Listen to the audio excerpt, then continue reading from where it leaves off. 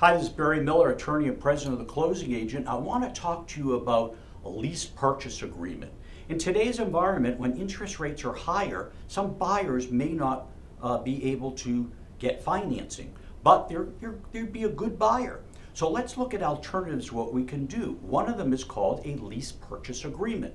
It's one document that says we're going to lease the property to the tenant and then gives them the time period on which to close. So let's say it's 1 year or 2 years. They put down a hefty down payment that's non-refundable. The buyer will be, buyer/tenant will maintain the property because they're eventually going to be the owner. They pay rent every month. Part of the rent can be applied to the purchase price. That depends on what you all negotiate.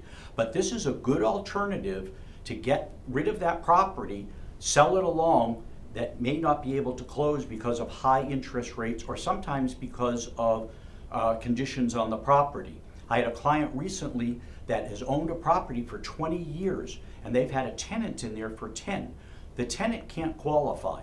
But they didn't want to just do seller financing because then they'd be in a foreclosure situation. It's easier to get rid of someone in there as a tenant than in a foreclosure. It's quicker as an eviction.